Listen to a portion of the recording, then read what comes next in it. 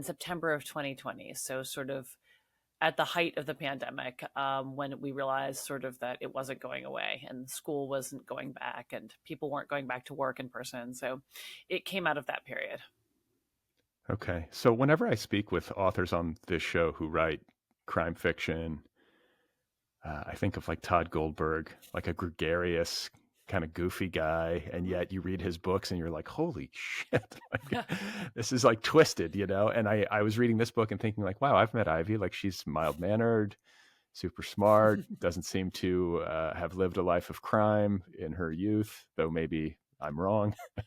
I'm always wondering as I'm reading, like, where does this come from? Where do Dios Mary Sandoval and Florence Baum come from? Do you have any sense of where that originated for you? It's funny. Todd's one of my closest friends, and we are always goofing around. Even late last night on text, and you'd be very surprised about what we write if you read our text messages because they're super funny and upbeat. So yeah, I mean, I sort of know where these women come from. I think sometimes it's hard to, there's so many books about female anger and female rage and female, disempowerment, but a lot of times that's telescoped into a domestic setting and it's sort of not original for me, or it's sort of very restrained. And I think I really wanted to sort of explore like the depths of female frustration and anger. And the best way to do that was to really elevate it into criminality. I think that we don't allow women in real life and in fiction the power of their own passion. And so in order for me to really, exemplify that, I had to make these women particularly violent. And I really wanted to write a book about violent women. That was the goal. So, they came from the idea of wanting to write about violence. And I have this theory that, it's probably not valid, but it's just the way I think, we're all one step away from doing something really incredibly dangerous in our lives, just whether it's, carelessly having an extra drink and driving the car, or jostling someone in the subway and pushing them into the tracks. I mean, not even intentional, but I think that violence is pretty tangible in ways that people don't really consider. So I don't really think it's that extreme to create violent characters, because I just think it's something that we're all capable of, whether or not we do it. Yeah, and it is, as you say, like closer than we might acknowledge. Yeah. Like thinking about like, I always, whenever I'm on the, in a subway station, I'm always the guy who's like way back against the wall. Yeah. I'm like, it's not going to be me. Whenever this, like, some crazy person decides to off somebody, I don't understand these people standing right up there at the line. That's like, nuts. But yeah, what's it going to get them? Right. Yeah. Maybe you get like a better seat or something. Yeah. I don't know. But, as I was reading, another thing that was occurring to me is that I have not, and, I haven't read everything, obviously, but I have not seen stories where women are perpetrators of violence very often. Yeah, I was kind of searching my brain. I couldn't think of one. Well, I mean, there are ones, you will see it in sort of different aspects of crime fiction, like domestic violence and domestic drama and psychological thriller, where a woman's had enough, or, has amnesia and killed a bunch of people that she doesn't remember, or, you see it in Gillian Flynn's books, but it doesn't feel, and I really like Gillian Flynn, but it doesn't feel real to me. Those don't feel like really good reasons to be violent. They feel like book reasons, or, sensational reasons. And I realized I too hadn't read a lot about violent women, but I realized when I had, their violence was always excused by some action perpetrated upon them by a man. So when we talk about violent women, we are very comfortable with their violence if it's like Thelma and Louise, who've been wronged by their husbands, or, Eileen Wuornos, who's not a fictional character, is a real person, who is a prostitute, who is abused, or, a woman in sort of a psychological thriller who has a vendetta against some thing that happened to her in her past that caused a split personality, and the split personality is off doing like horrific deeds, but meanwhile she's at home making cake. It's like, I've read that book like 3 times. There's a lot. That book exists and it keeps coming out. And, I get a lot of pushback like, oh, yeah, but you get violent women. I said, yeah, but that's not real, and you don't have men, when we read about violent men, we don't have these excuses for them as much. So I really wanted to write a book that was about violent women. And like, I wanted to write it like Cormac McCarthy might write about violent men. He doesn't really excuse their behavior. He just lets them go for it, So that's, yeah, you haven't read it because I don't think it's really been written. Yeah. Well, and you bring up Cormac McCarthy and you like sort of allude to, I think, the prose style and this kind of hard-boiled, I don't know how to describe it even, but one thing I was thinking about your novel is how kinetic it is. Like, this is a novel that really moves. And a lot of the sentences are short, I noticed. Like, I kind of hate talking about prose. It makes me feel gross or something. It was like, it's very muscular. Like, I know. There's a limited vocabulary for how to discuss this stuff. But this Gritty. is a propulsive novel. It's pared down. It's gritty. And it is beautifully detailed. There's like wonderful descriptions, and yet you don't get bogged down in them. I guess that's a hallmark of a crime novel and writing thrillers or whatever. But it definitely stands out in this book. I don't know where the shorter sentences came from. I think it suits the material. And these women in the book, they are articulate, but they're sort of confined. And I guess if I had to put my literary analysis hat on, which I kind of don't want to do because I feel the same way about talking about prose, that they're sort of, the sentences are short and constrained because their lives and their experiences are short and constrained, and they don't really have the time to sort of relax. And well, they do have time to relax and ruminate, but like things are pretty frenetic for them. And so I think the prose has that kind of rat-a-tat style that sort of reflects what's going on in the book. And there are places where it does flatten out a little bit more and is a little looser, but they're harder women, so they have harder edge prose. That's basically it. Yeah. And you're exploring female rage, and I think one of the like smart things that you do in this book is you make this exploration like prismatic. You have the two adversaries. You have Florence Baum, who is a girl from a rich family in Hancock Park, who sort of goes off the rails and has some difficult experiences in her youth that I think set her onto her difficult trajectory. She is sexually abused by a friend's father. I hope I'm not spoiling too much, but I think that's so central to how she develops. And then you have Dios Mary Sandoval, who is a bit more opaque as a character, and I think intentionally, because you talk about rage, you talk about human darkness. I feel like, anyway, as a reader, that Dios Mary Sandoval sort of embodies the mystery of why people do evil shit. Yeah. Like we always want those explanations, and with her it's just bad seed. You're not getting one with her. And actually with Florida, I don't think you are either. She was sexually abused by her friend's father, but as she sees it, like she was a willing participant in that activity. And, there's part of her that sort of, it's sort of horrific to say, but kind of enjoyed that because, she felt powerful and she felt in control and she felt superior to her friend. So those experiences shaped her, but she also is a willing participant in them and chases them as opposed to them forming her. So that's sort of what I was playing with there.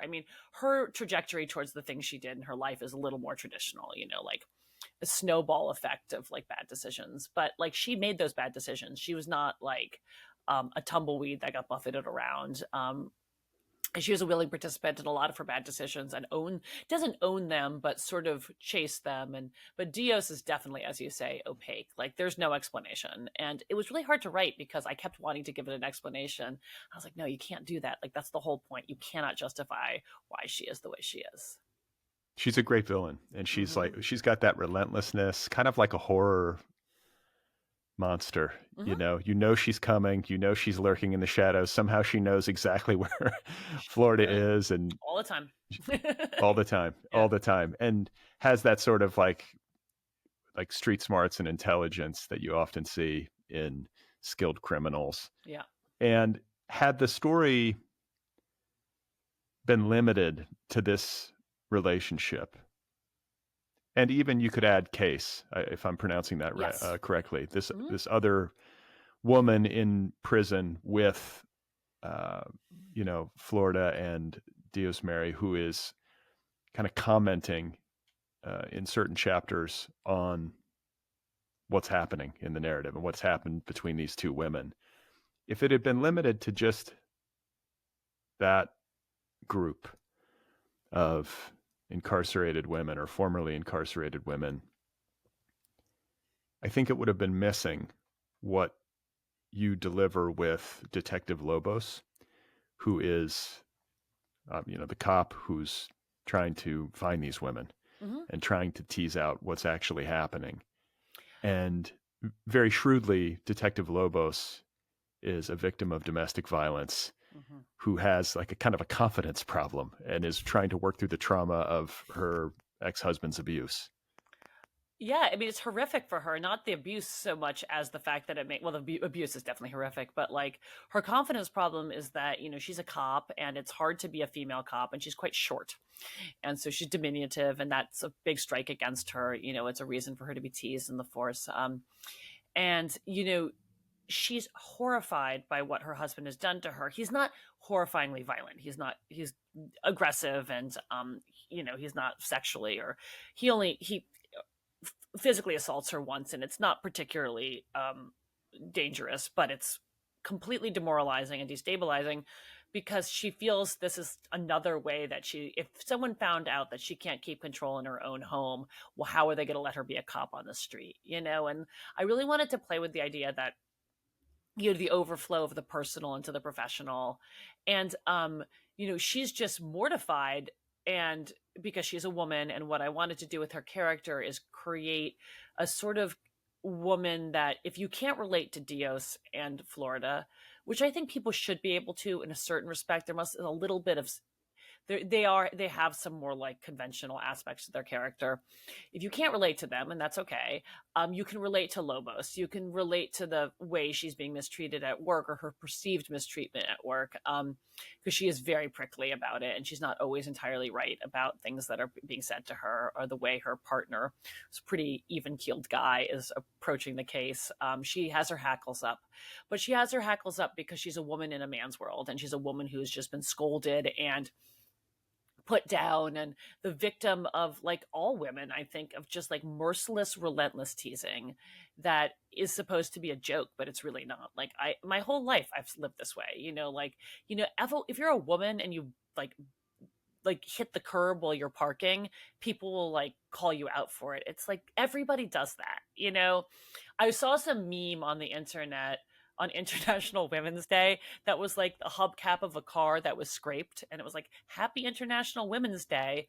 And I was like, Jesus, like, do only women scrape the hubcap of the car? It's just one of these my things. hubcaps are completely ruined. I hit the curb all the time. Right. But no one's calling you out for it. And like, I made one mistake driving with my ex-husband and a really good friend of mine.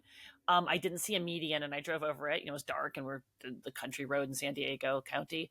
And they still talk about it to this day. But I don't talk about any of the countless other times like they might have made a driving error.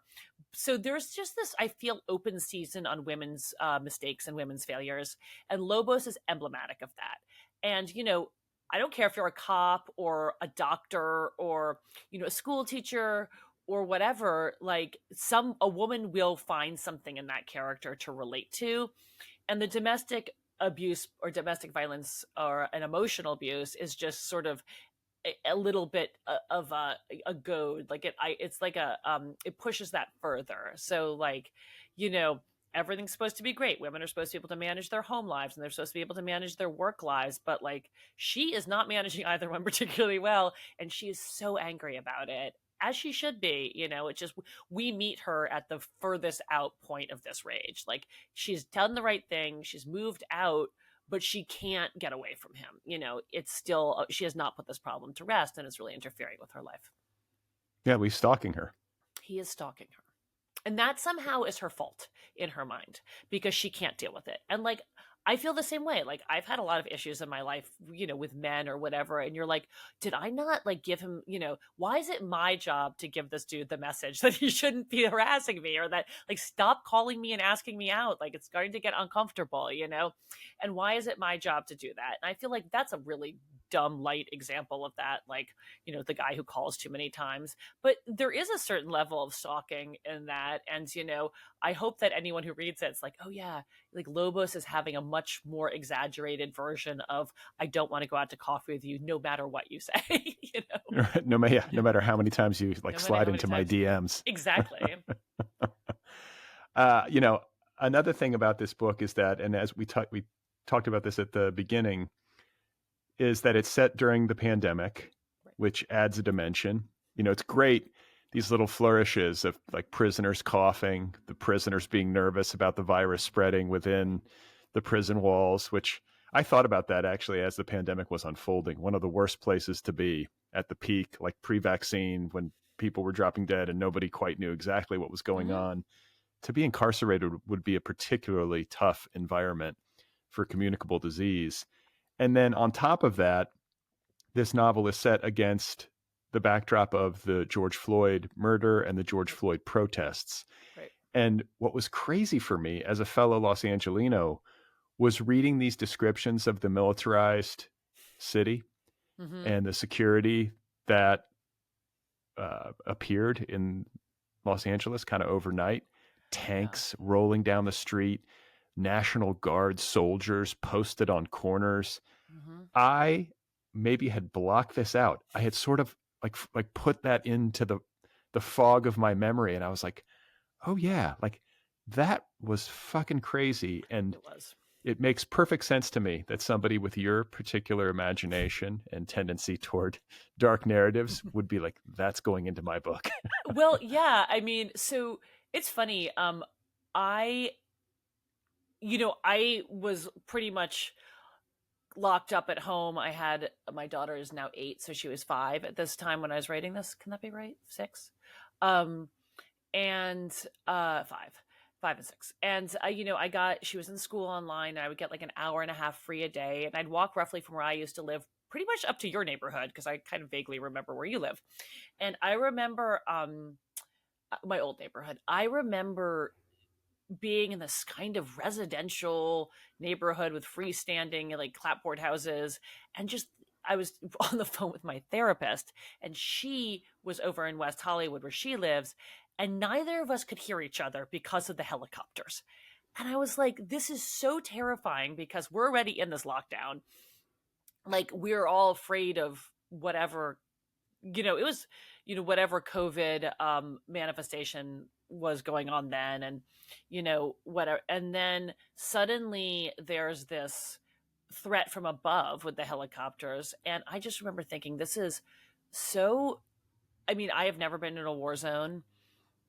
I don't plan to go to a war zone, but I had this feeling like, the anxiety of the noise is as terrifying as the threat of the violence, and just feeling this sort of oppression.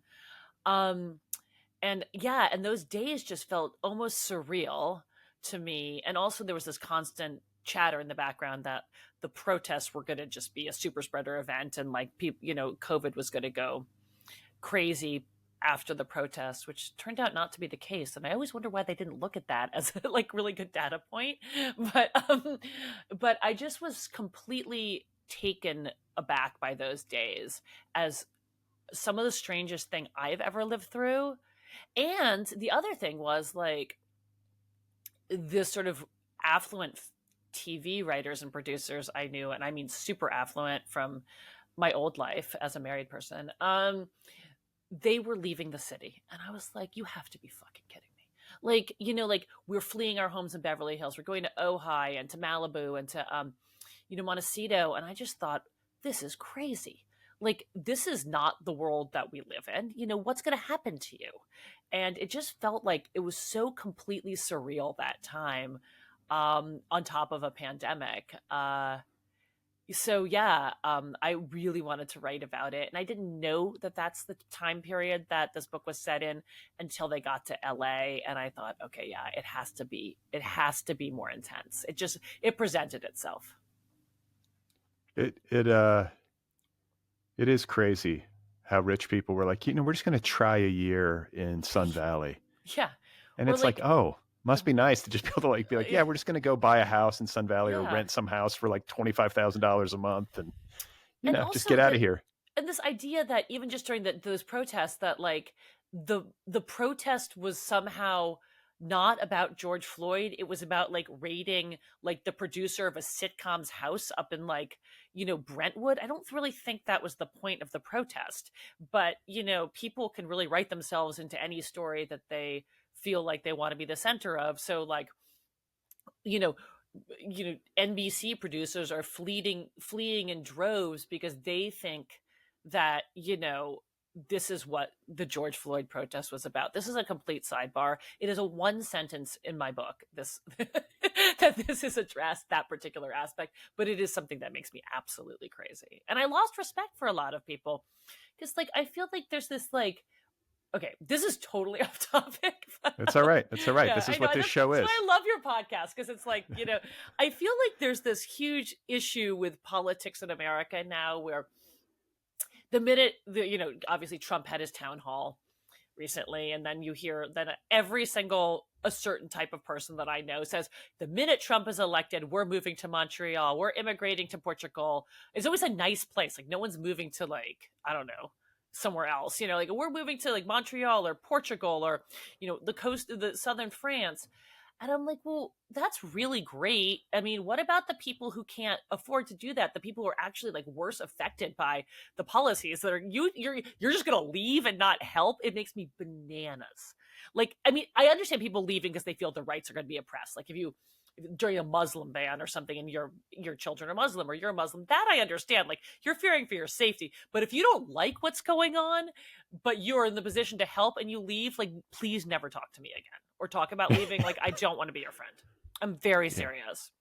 Yeah. It's like it's a massive flex of privilege. It's a massive flex of privilege, and it's a massive shirking of responsibility.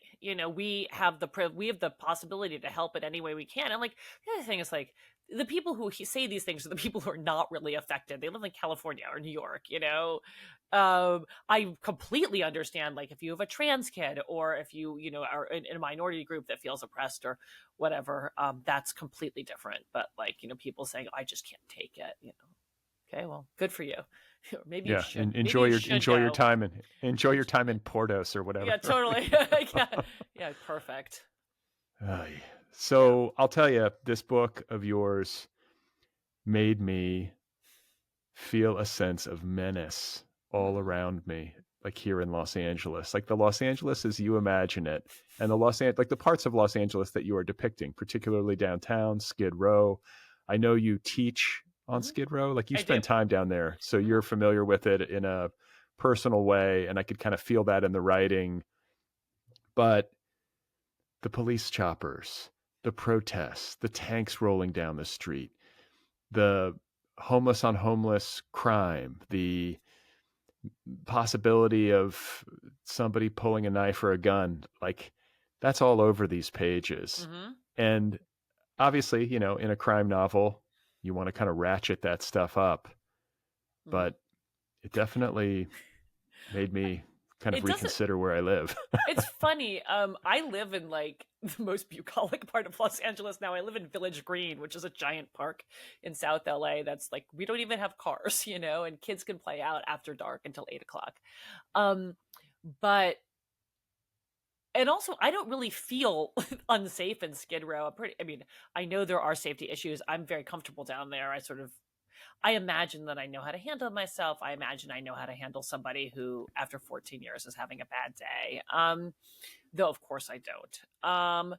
But, the fear I wanted to sort of create in the book is sort of the fear I was probably just running my mouth about a second ago, which is these people who kind of ignore certain sections of Los Angeles because it's convenient and possible for them to do so, and it's the fear of the unknown.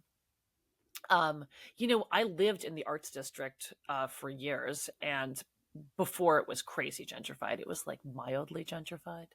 Um, and I would have friends come from like the West Side or Hancock Park and visit me, and they were just like, where do you live? And this is terrifying. And how do you walk around? And do you feel like comfortable at night? I was like, well, yeah, like it's a city. It's like Brooklyn. It's like Williamsburg. It's like Queens, Um, And you are and a New Yorker. You are a New I am Yorker. a New Yorker. Yeah. Yeah. I'm a definite New Yorker. But I just feel that like LA is so cloistered and sequestered, neighborhood to neighborhood, that, the fear is sort of the fear of the unknown and people reacting to that. And Florida herself is from Hancock Park. And, she's been all over and she likes to drive her car, or she did before she was incarcerated. But, it is sort of this, like, her friends are afraid of all the places she would go. Like, so I'm just trying to capture that sort of fear of the, unknown city. Do I believe that LA is a violent place? No, not really. Do I believe it has the potential for violence? Sure, everywhere it does.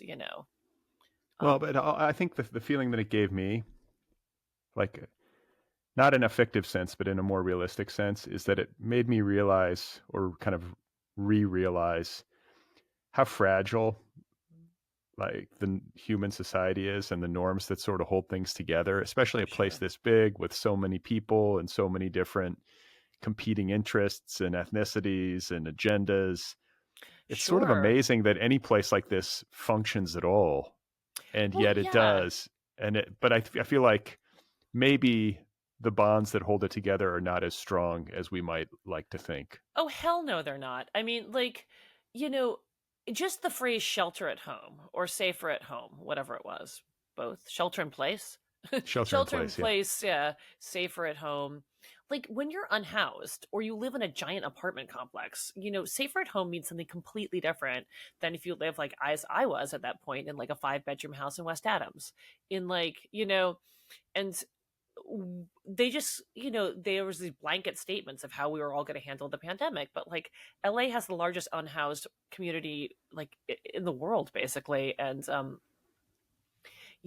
but the mandate was the same regardless of whether you lived in, the Pacific Palisades or in Skid Row. And I was sort of taken by that, as someone who works in Skid Row, what that meant. And the homeless sprawl during the pandemic became absolutely massive. There was this sort of city that was layered on top of the city. Like I walked constantly. It was my big outing every day. I would walk 1.5 to 2 hours. And I think it was on like Kenmare and 6th. There were these, it's in the book. That's where I put it in the book. I'm trying to remember if this actually where it is. There were these freestanding shelters. Like these people had built houses, and some were made out of plywood, and they were each built around a lamppost or a street sign. And they were like really houses, and there was cook stoves and roofs and siding. And I thought, wow, this is so intense, and so different. And this is going to have to all come down after the pandemic. I mean, the way unhoused homelessness changed, you would just see they weren't just encampments, they're like little living rooms set up on the street.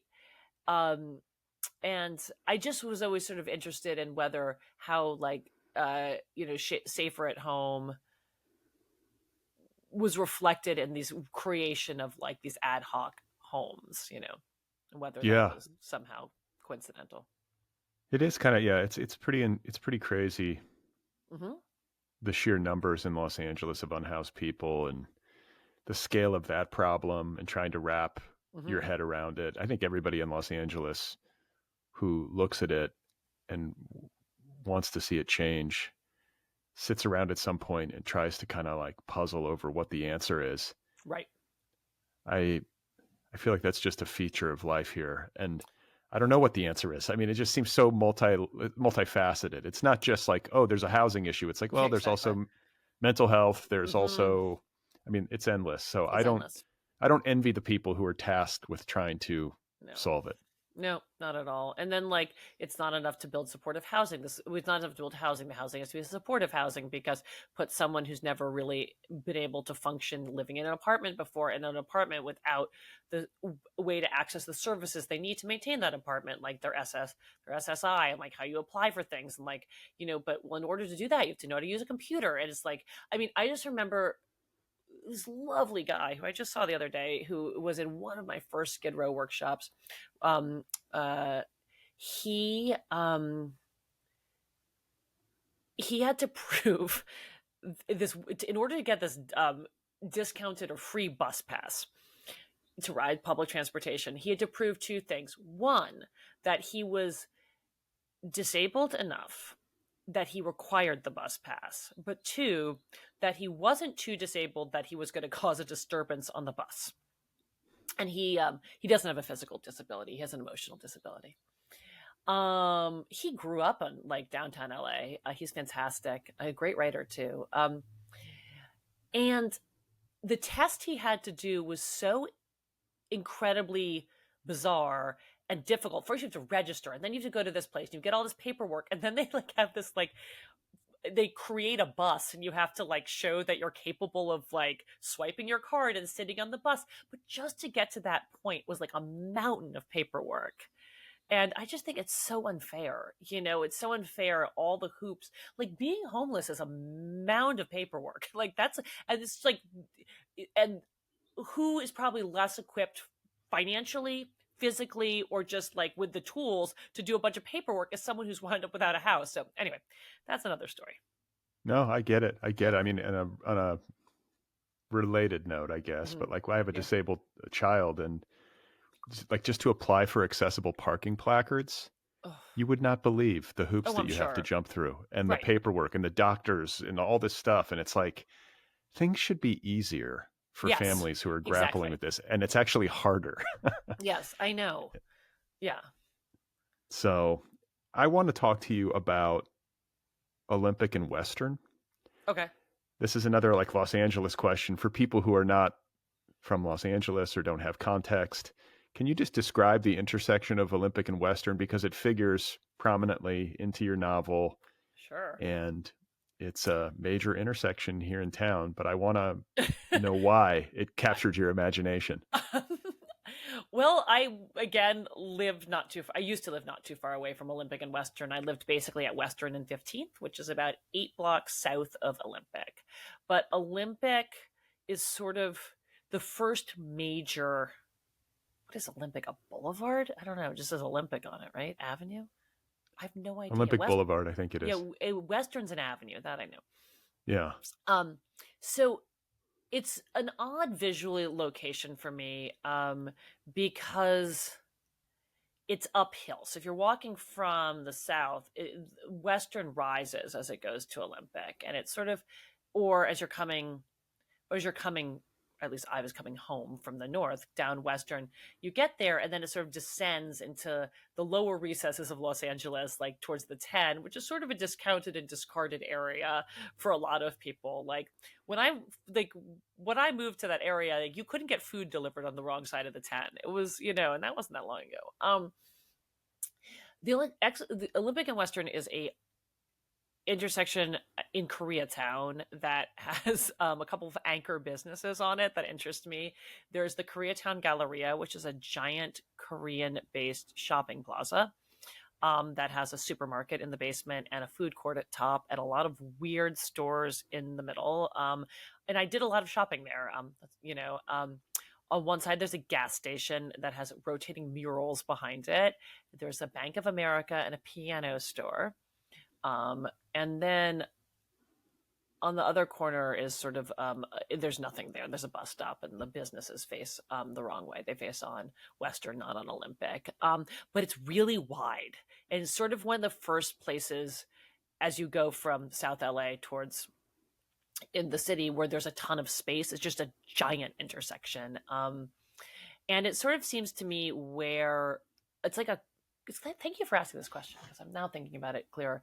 It feels to me sort of like a liminal space, because a lot of people going to Hancock Park and west, they cross that way going west on Olympic, and it's sort of, and that's sort of, it's sort of a change as you passed Western a couple blocks, you're in a different area.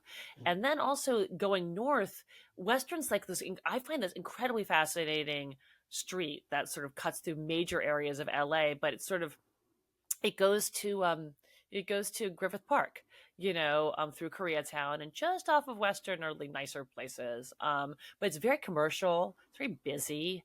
I love it. Like for me, like I walked around there all the time, and like you would get food and shopping and groceries without having to drive. But it's just this, it's this very large intersection, and people, it just, I always find that like things grind to a halt there because there's always something going on. But it just seems to me where Koreatown fades away towards the west, and sort of like the last, I know Koreatown continues a little bit further, but it just seems to be like a real like threshold. And it captured your imagination and wound up being pivotal in your story. Yeah. I'm wondering how early in the process like this intersection appeared to you. Day one. Mm-hmm. Was it the like point of genesis or one of the points of genesis? I wrote what became the end of the book as a prologue initially, and kind of like as an exercise. I was just thinking, oh yeah, also because during the pandemic, it was such a big intersection. It was dead empty. It was really strange, like little side streets that are dead empty and don't have people on them. That's probably the case right now, it's like St. Andrews and 8th or whatever. Like it's probably no one standing on that corner at this moment. But the fact that no one was standing on the corner of Olympic and Western kind of blew my mind. It reminded me of, and it's probably not something to laugh about, but I happened to be in London when Princess Diana died. And on the day of her funeral, my friends and I went to Piccadilly Circus, which is just like mad busy. And you could sit down in the middle of Piccadilly Circus or Oxford Street. And I was like, this is really crazy. This is totally, totally wild. And, it makes you think about a city differently. A city is a physical place, but really a city is a place that's filled with people. So it just that intersection became emblematic of sort of the emptiness of the pandemic for me, and the fact that what happens there, which we're not going to talk about because it's in the book, what happens there just seemed to be like the sort of ne plus ultra of something that could go down on an empty street in the pandemic. Yeah, it's wild to think about being in a city this big and this populated. And one thing I remember from the early days of the pandemic, when everybody really was sort of just in their houses and the streets were empty. Mm-hmm. I'm a cyclist. I like to ride a bike, and I'm one of the crazy people who will like ride around in traffic, like 2 feet from a car, even though I, broke my kneecap a year ago. But I remember how wonderful it was to ride a bicycle during that time. It was glorious to get around Los Angeles without having, cars everywhere. And then secondly, there was a period where wild animals started to sort of reappear. Like there were deer, seen not far from my house. And I was like, who sees deer around here? But they started to sort of come back and like repopulate. It didn't take very long. Nope.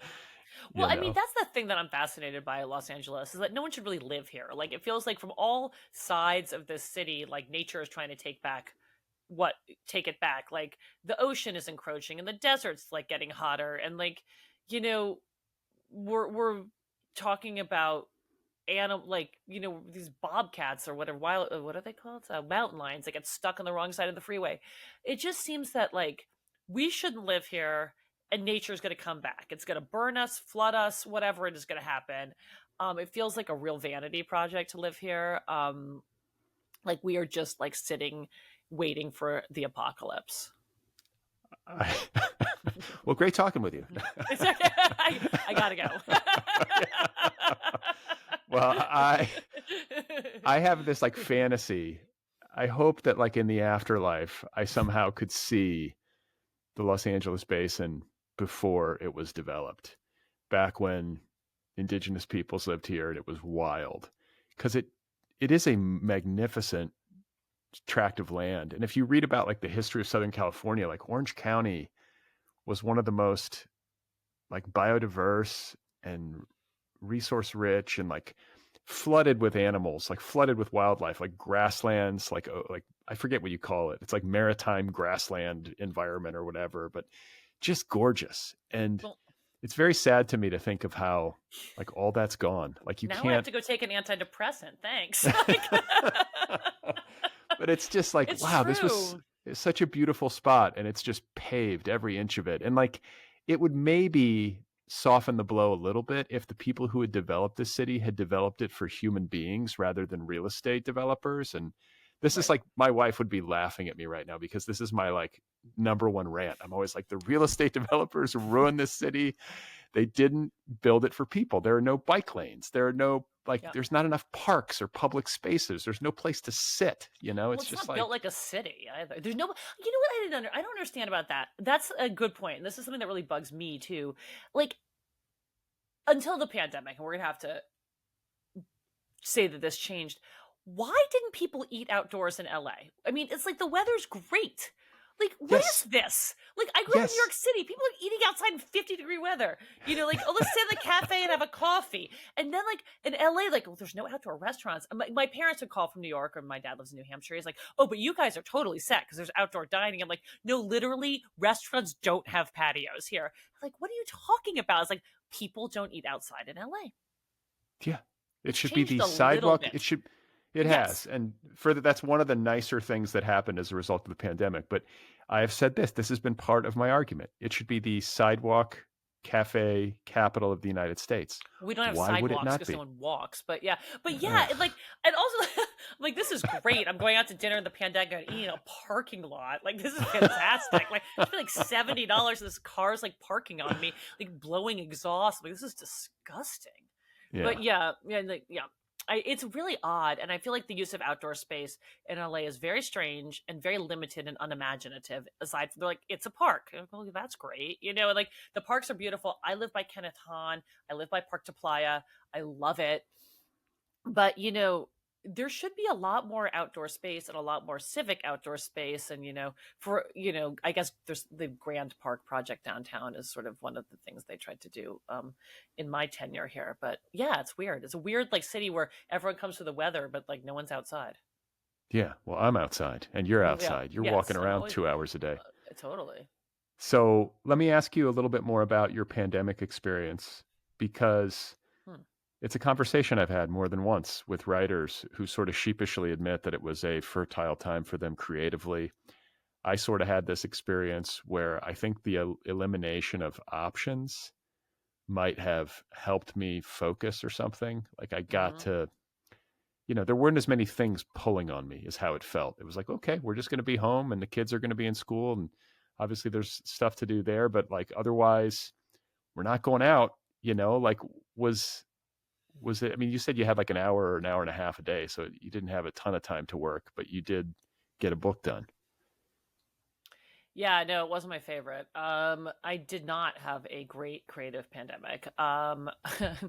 And you know, I don't really know how to talk about this sensitively. I wound up doing a lot of childcare, and it was difficult. I enjoyed certain aspects of the pandemic. Like I got to see my child go to kindergarten, and I did kindergarten with her, and my math skills actually got better. And I really feel like I'm very privileged in the sense that I was able to participate fully in her education, and she's very privileged that I was able to do that too. And we fully did school, and we did extra stuff, but that's what I did mostly. And I wrote this book in 500-word increments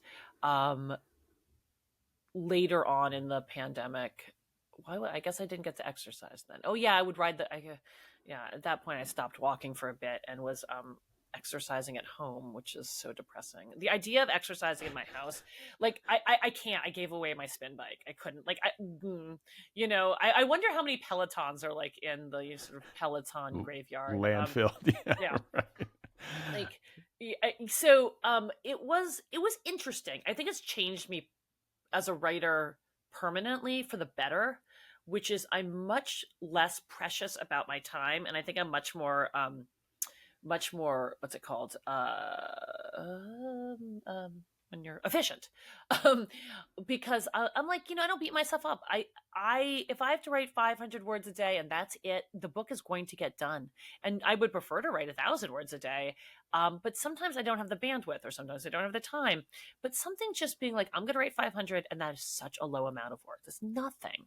And the book is going to get done. And I know what those words are going to be. And I know what I'm doing each day when I sit down, as opposed to sitting there and be like, oh shit, I got like 5 hours. Like, I got to do something, And I think that maybe I haven't started writing a new book. I've written a short story that I was like, well, it's shorter. I can write 300 words a day. but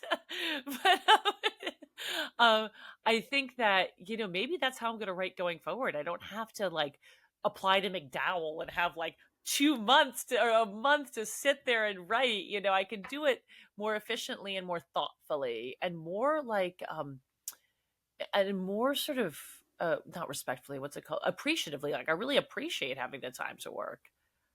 I don't want too much of it anymore, though. No, I do want a lot of it, but sometimes too much is a little stressful. Yeah, well, too much, sometimes you can be less efficient. You get less done. And like, listen, what I've been telling myself anyway, because I have very limited pockets of time to write, and I'm even less ambitious than you are. I'm like a page a day. Well, that's like 500 words, like a page and a half. Yeah. Something like that. Yeah. But maybe similar, but like, I feel like 300 is a page, but especially since I'm working in this kind of, what's the word for it? Like fragmentary style. Mm-hmm. So a page can be that like works great. Yeah. You get a page pretty quickly. But the point is that if you work for 400 days or 300 days, you're going to have a book. Absolutely. And like, I'm always, I mean, if it's really about the writing, and if you're really focused on those 300 to 500 words, you're going to do a good job with them. And I also think that I'm sort of excited to get back to it, because I couldn't do what I would often do is I would write and then before bed go back and look at it, and sort of my brain was looser, probably because I was drinking. And then I would like write 200 words, so I'd almost like write another 50% of my output for the day. And I just feel like really proud of it, and I felt like it felt special to me to be able to do that. And to do what? To do anything, to get those words. Those words really meant something to me. I didn't take them for granted. I didn't take the opportunity to write for granted. Like, I got to write my 400 words or 500, 600. The thing I didn't get to do during the pandemic was to really revise or read the book and take it as a whole. And that really happened. And then I got divorced. I went through a whole bunch of stuff, and like my life went super crazy afterwards. And I remember the first time I sat down and read this book, I was like, whoa, that's an angry book. Where'd that come from? And then I was like, oh, I know, but that was a bad pandemic for me.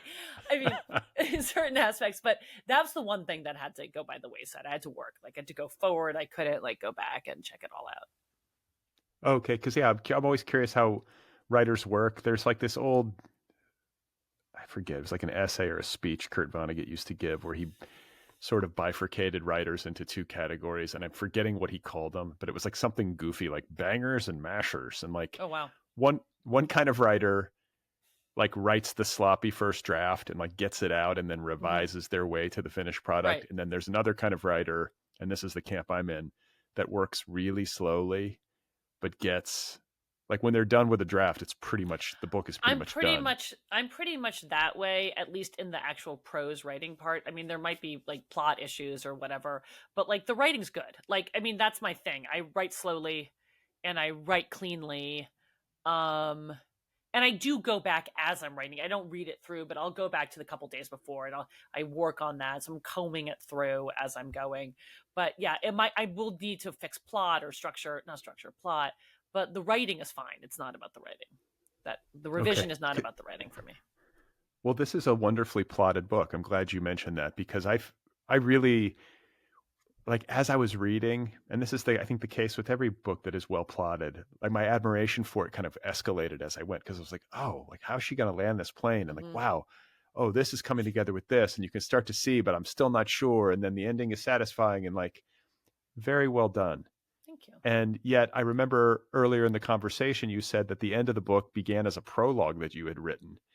And I think that this is useful to discuss, because I think a lot of writers might think of working on a novel and feeling like maybe there's something wrong with them if the process is messy.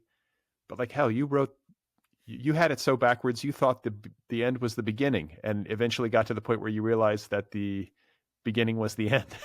Yeah, I mean, I knew it was a prologue, but it was going to circle back to that. So, like, I wrote the last part, and then I was like, I want to figure out how these women get to this point, and then I was like, well, actually, the book is just getting them to the point, so it should probably come at the end. Like, but there's a hint of it in the beginning. What happens? That's all I knew. I knew that I wanted this sort of standoff on Western. That's, not giving anything away. I wanted this sort of Wild West standoff on Western, and then I knew that these women were going to be in prison, and then I had to figure out how to get them there. And I just had a few ideas, not a lot, but it doesn't have there's only a few twists and turns in the book. So I thought, the plotting of it was, how do we get them to this point? Like, what would it take for these two women to wind up in that situation? And that was the question I kept asking myself. And you mentioned Western. This Mm-hmm. book is characterized as like a contemporary Western. Yeah. I've seen in some reviews, maybe even in the jacket copy. It's on the jacket. And I'm wondering how explicit this was in terms of your intent. Like, were you trying to operate inside that genre? Were you like, I'm going to write a Western, but it's going to be a crime novel? And did you explore, did you like undertake a careful study of the genre of like the Westerns, like old Clint Eastwood movies or something, to try to figure out certain tropes that you could then twist or anything like that? No, I didn't watch movies. I read books. So yeah, I wanted to write a Western. Like, I sort of wanted to write a female Blood Meridian, but it sort of turned into a female No Country for Old Men, which is a Western. But like, one of the things I'm sort of always fascinated by Cormac McCarthy's work is how much of it is actually contemporary. Like, that book is set like relatively recently, but we think of No Country for Old Men. When I think about it, I think about something that was set a really long time ago, but it's not. It's set maybe the 80s. I wanted to write a Western in that sort of sense, a Western that is thematically Western, but not locationally or, with cows. Like, the idea of a Western, like, vendettas and violence and kangaroo court, and so I read a ton of books. I read the ones that really influenced this were the Oxbow incident and Butcher's Crossing, and those and then of course No Country for Old Men. But it is a Western in the sense that it's two people pitted on a course of destruction, and Westerns are crime novels, like just ask Elmore Leonard, who wrote Western crime novels, or Westerns that I guess people called crime novels. So yeah, and then I read a lot of those kind of silly, like Louis L'Amour. Oh my god, I probably shouldn't say that, but like stuff like that, which is fun, and it's fun to like the overblown style. And Case who sort of narrates it, talks a little bit like that, Yeah, where did Case come from? I'm curious, because that's a character who's sort of way out there, and you're kind of writing into a pretty, what's the word for it? A little bit crazy. Like, there's a little bit of like, where, like, is she all there? Like, it's hard to know exactly. Yeah, she's all there. So she came later.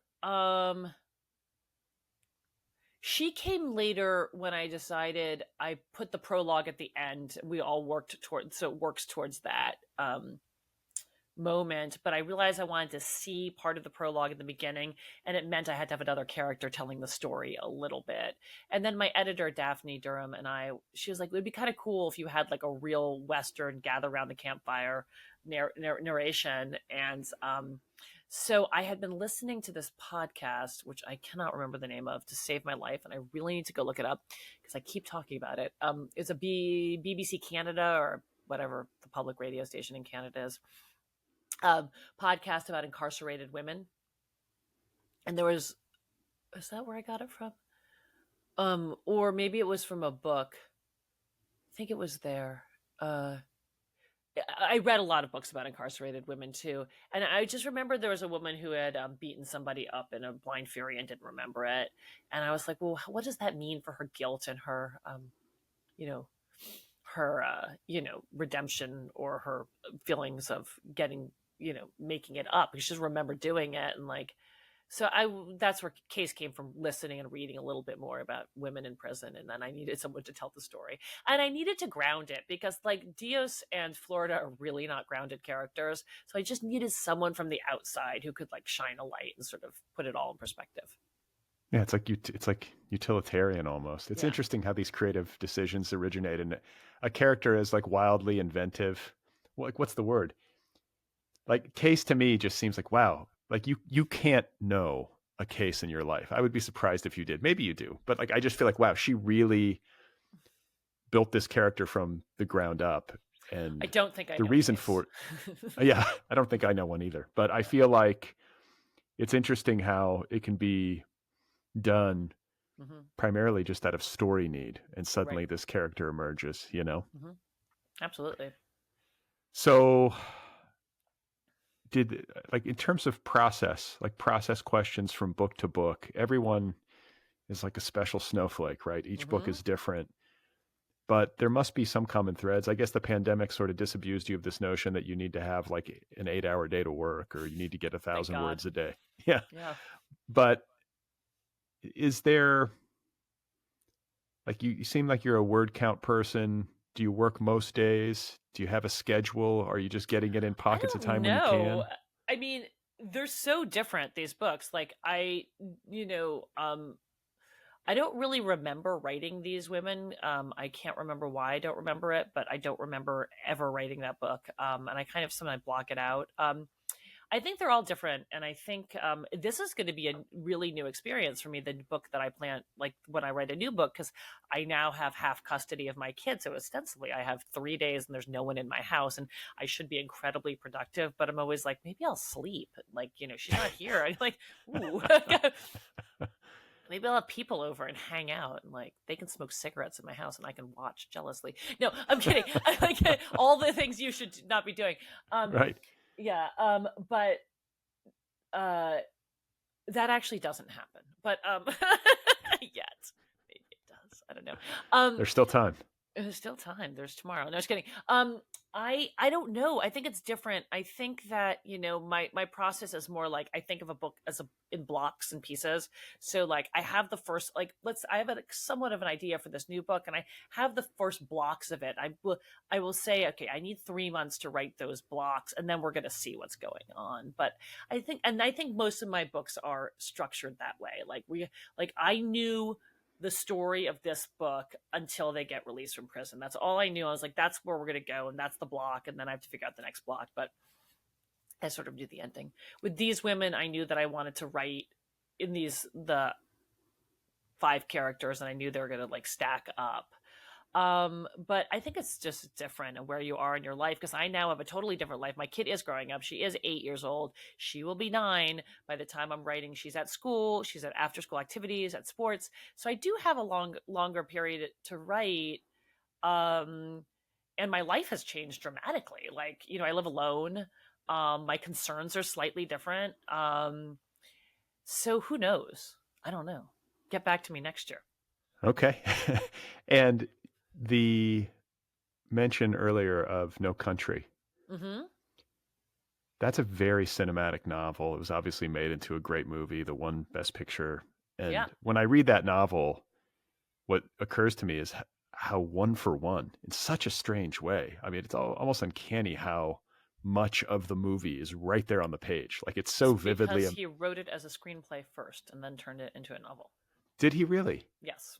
Ah, well, that makes a lot of sense, because I'm like, damn, this thing is just perfect. Like, Yeah, the dialogue is exactly from his original screenplay. okay. Well, But now then the you just Coen kind of, brothers changed it a little bit. They made it even better as a screenplay. But yes, it was initially a screenplay. That's why it's so sparse. okay. Well, it's great. And it's, Yeah. I can imagine why the Coen brothers wanted to buy up the rights. It's like, wow, Oh, we've got a sure. great movie here. But Mm-hmm. I have to say, too, as I was reading Sing Her Down, I was sort of like quietly casting it in my head. I'm wondering if you have, for this book or other books, like film and television projects, you obviously live here in Los Angeles. Is there any like adaptation stuff happening? Is that something you're interested in? I am personally not the least bit interested in adapting my own work. That's someone else's job. I'm not vain enough to imagine that I would do that properly. But yeah, These Women is under option for the second time. It got pretty close to becoming a TV show, but close only counts in something like horseshoes, but it doesn't even Horseshoes count there. and hand grenades. Hand grenades, yeah, but does it really even count in horseshoes? I mean, like close counts, but like on the thing is better. Right. Right?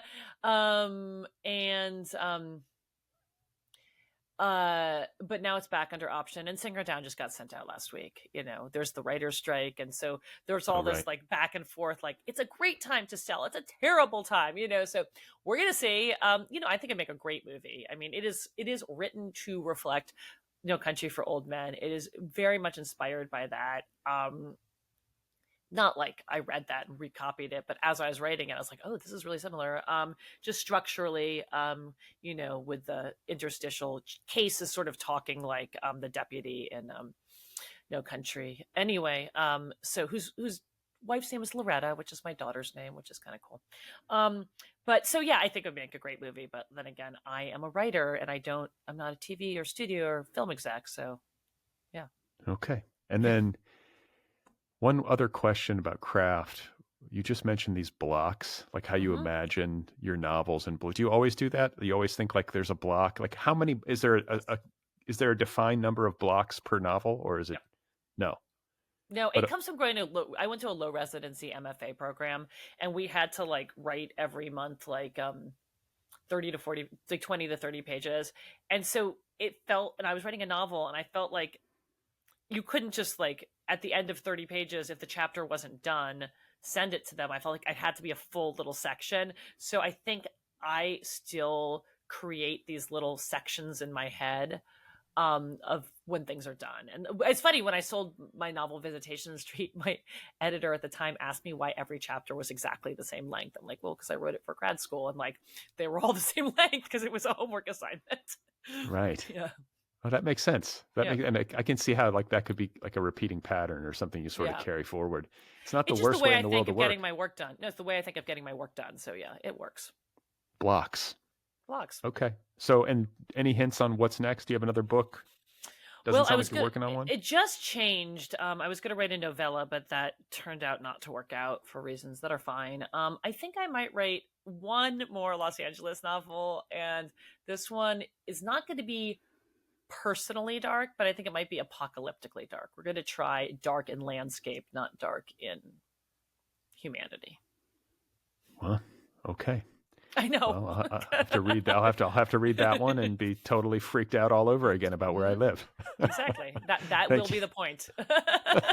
Thank you for ruining my hometown. I appreciate it. And this is exactly what I planned. You know what? You've given me the permission to write it, because that's exactly what I want to do. All right. That is the goal, like literally. That is it. Okay. And do you have love for Los Angeles? You must have it. You live here. Yeah, totally. So do I. It's like we say, everyone bitches about it, but I have a lot of love for it too. I'm not moving. Yeah, me neither. So I know you got to get going. You've got a sick child home from school and all the rest. So I'm going to let you go. It is wonderful to talk with you. I appreciate you making the time. Congratulations on Sing Her Down. I wish you well with it, and I wish you well with all that you have going. Thank you so much. It's always such a pleasure to do your podcast.